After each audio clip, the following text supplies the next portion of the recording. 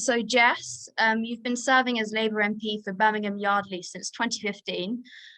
But to go back to the beginning, you were born 2 years into Thatcher being in power in the West Midlands in Birmingham.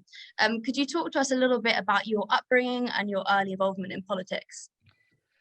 Well, my upbringing was entirely an involvement in politics. My parents are political activists. My grandparents on my mum's side were both union and political activists.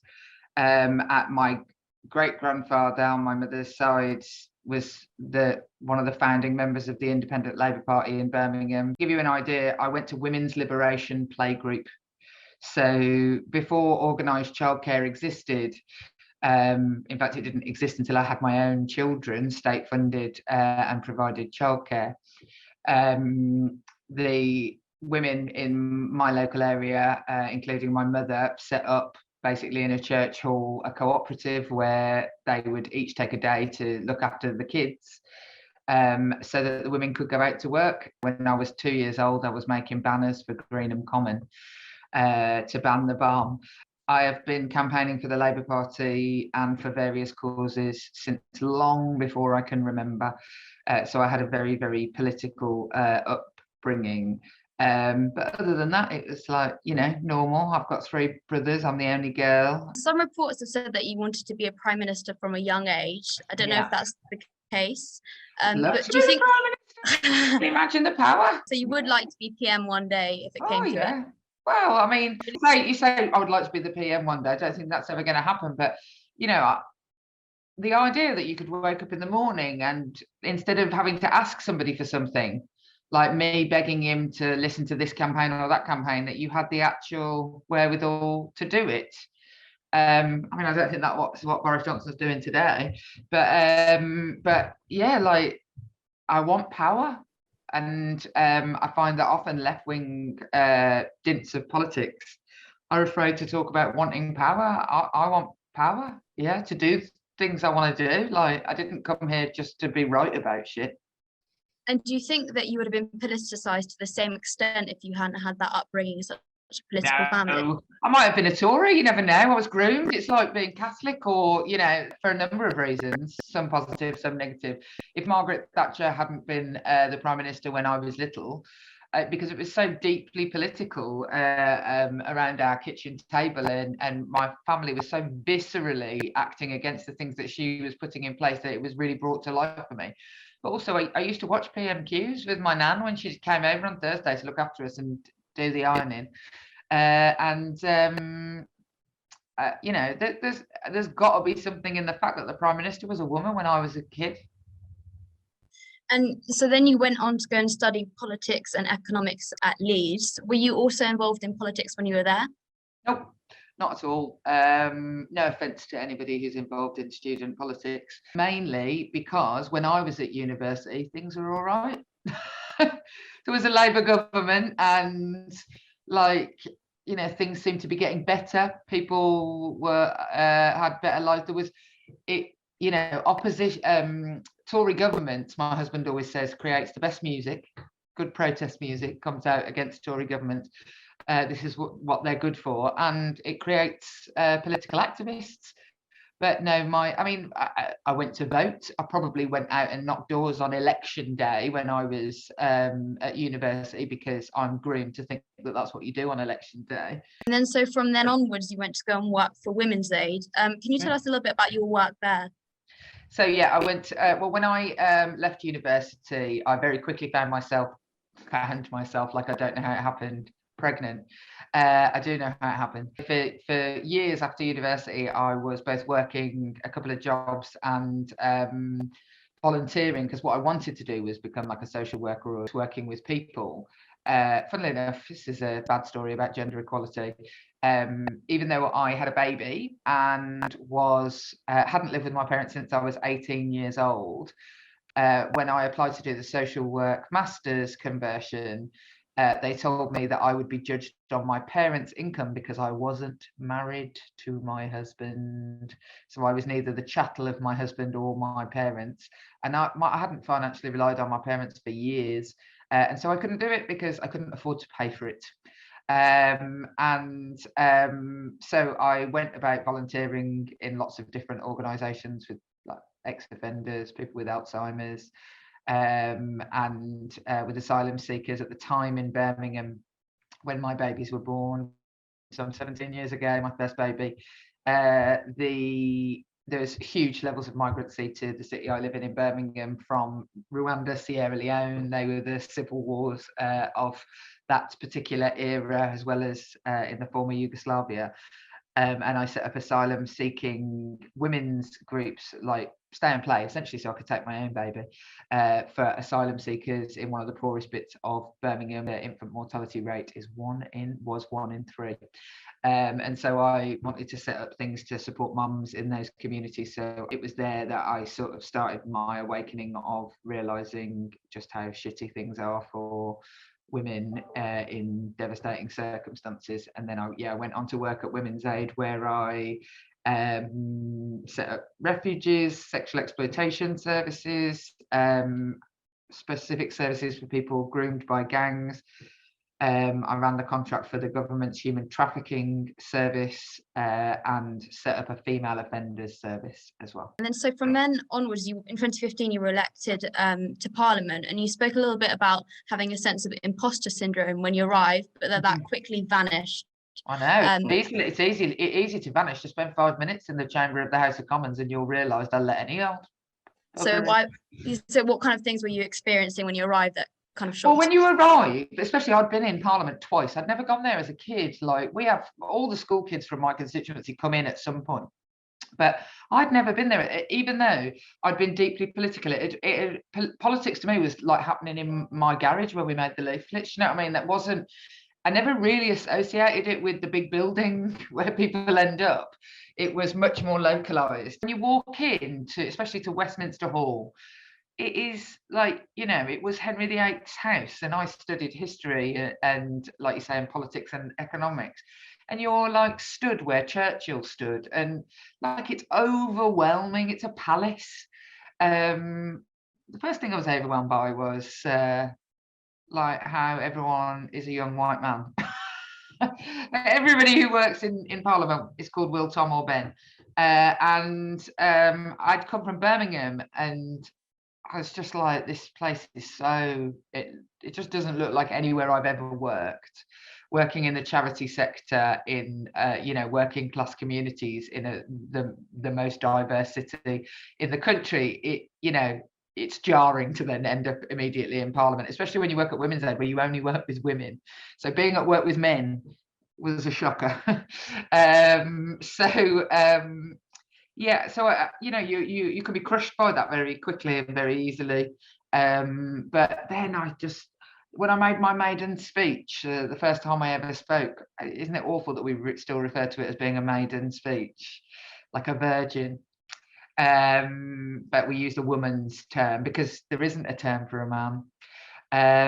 So we have to use the term for an inexperienced woman to talk of the childish nature of early activity in Parliament. My maiden speech before me was Dr. Fox. I've forgotten his first name. Tory fella who Liam Fox, got into a load of trouble, had some scandal or another. Doesn't everybody these days? And he had been in Parliament for about 20 years, so he's like a grandee, and he spoke before me and his speech was about like both bus stops and hedgehogs somehow. It made no sense, and it was so boring. And after I stood up after that, I thought, Jesus Christ, I'm going to be like giving the Gettysburg Address by comparison to that shit. And so that made me feel a lot better.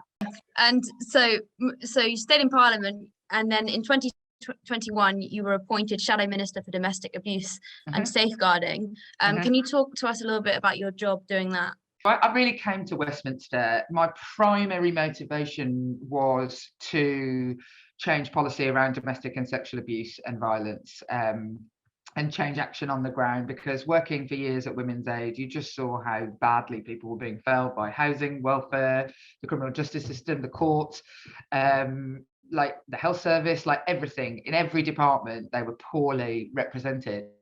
And so when I got here, and also it's good to focus. Parliament is everything, isn't it? like everything. There was literally a debate about glue traps the other day and one about disposable barbecues, just to give you an idea of the minutiae. I once was on a committee about whether people can kiss on boats. I mean, we literally make decisions about everything. People can kiss on boats, by the way. Very easy when you first hear. Everybody lobbies you and says, care about this sort of cancer, care about these animals, care about this thing, and you get a bit like, whoa.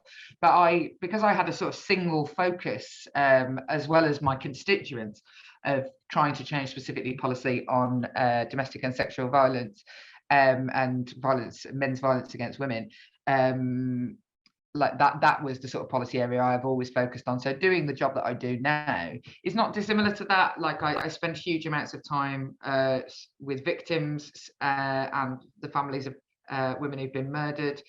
I spend a lot of time as part, I mean, it's funny, it's like poacher turned gamekeeper with the sector that I once worked in. And because I worked there for years, I'm well trusted by those people. And then my job is then two things really: to force the government to change things, of which I've been quite successful. From opposition, I've changed about seven or eight laws, are rewritten on the statute books, and I feel pretty proud of that. But I also have to build up a manifesto for a Labour government where violence against women and girls is core, not just some nice add-on that ministers can say from the dispatch box. That women's safety, security, both you know, in physical terms, but also economically, is not forgotten, because women are still very much the afterthought in almost every policy that is ever made by our government. And so you clearly had a significant amount of experience before you went into Parliament working with women's issues, with regards to domestic abuse and kind of that whole area. So do you think that ministerial appointments should be based on expertise and people's previous life experience and things like that, because kind of ministers do jump from environment to education and things like that? Do you think it should be? I don't think it'd hurt if some people knew a little bit more about what they were talking about. But look, there's no perfect system for that, because I mean, Parliament is full of lawyers, for example. So everybody would have to end up being the Attorney General or the Justice Secretary. But yeah, I think that a basic knowledge and understanding or lived experience of what you're talking about. I remember one Tory bloke that was talking about aid drops behind sort of like fractious lines in Syria. And this Tory who'd been in the military saying to me, when he's saying, well, you would say this, you couldn't possibly ever understand what it's like in the heat of battle. And to which I was like, that you get to vote on my womb.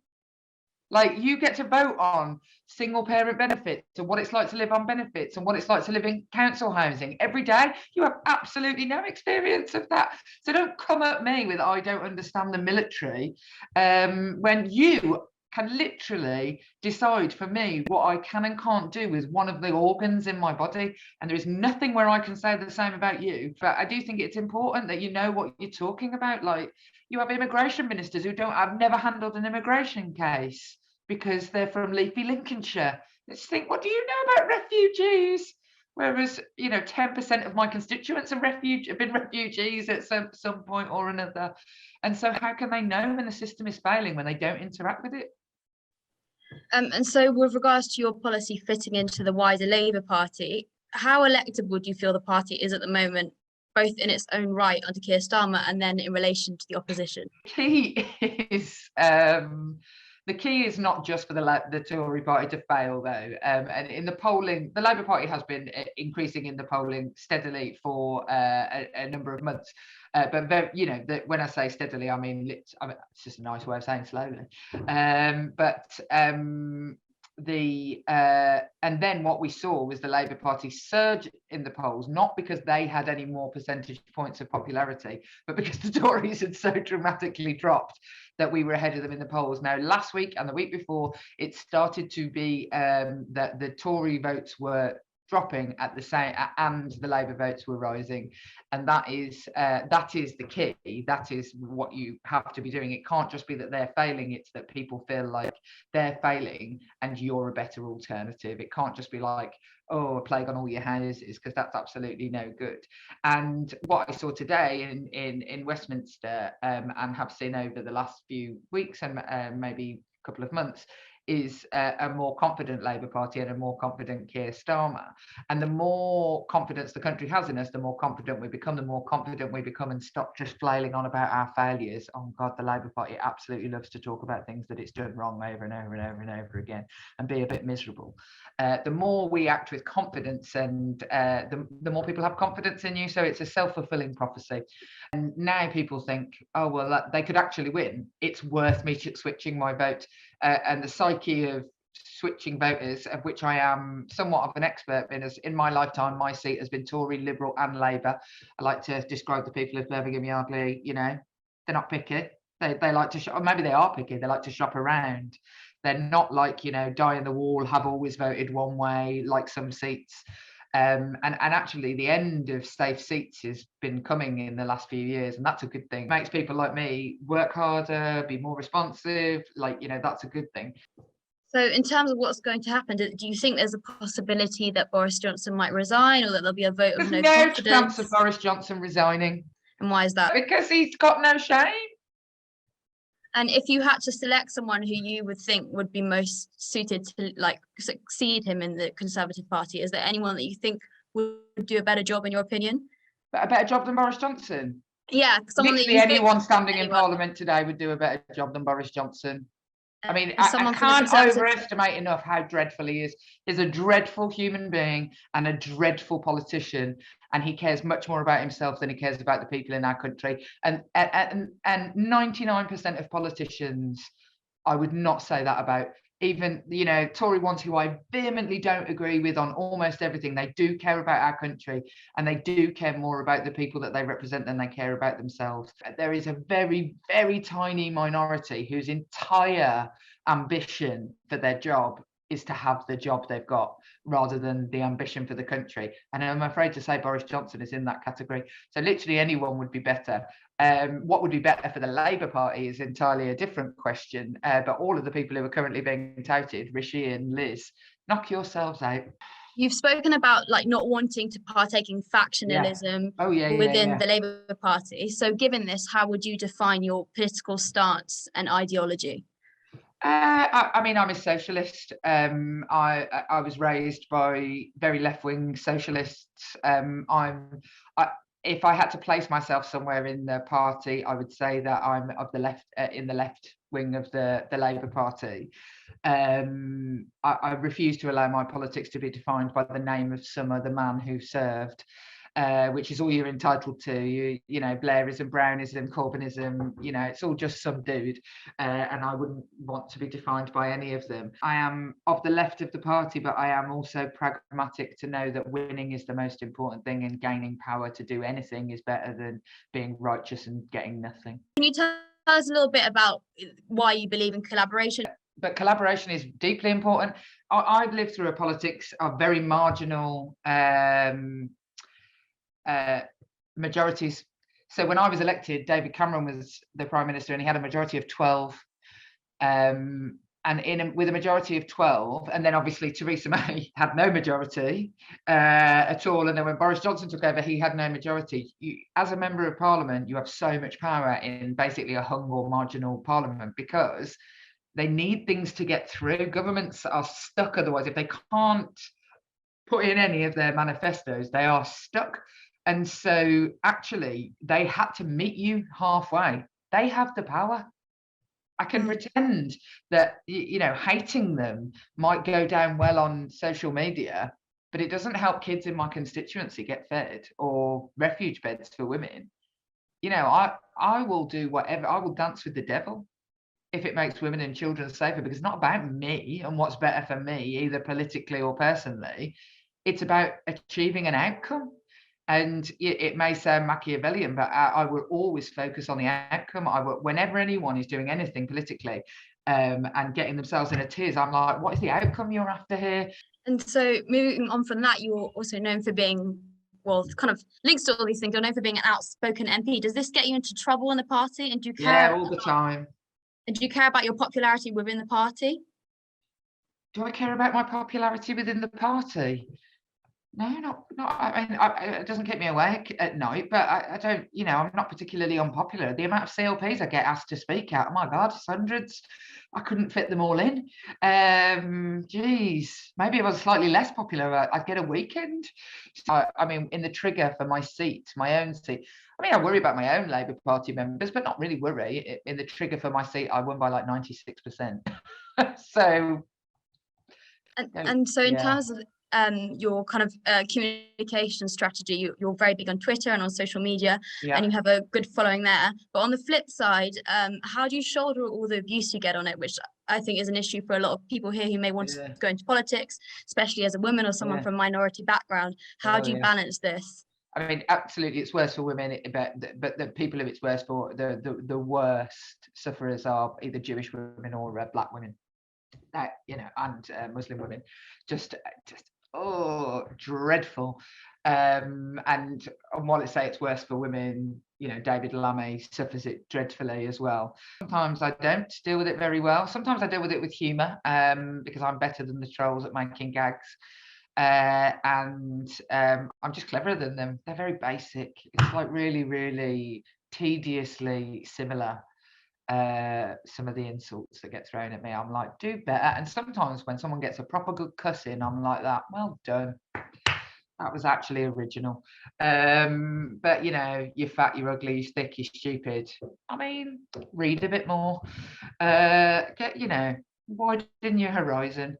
But the death threats and things like that, they're dreadful, isn't it? It's just become part of my job, and that's awful.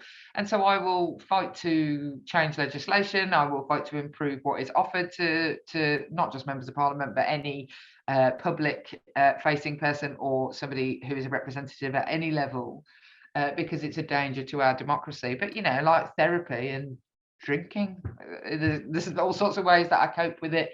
And sometimes I don't, but mostly it's just become routine for me, I'm afraid. Yeah, that's quite upsetting to hear.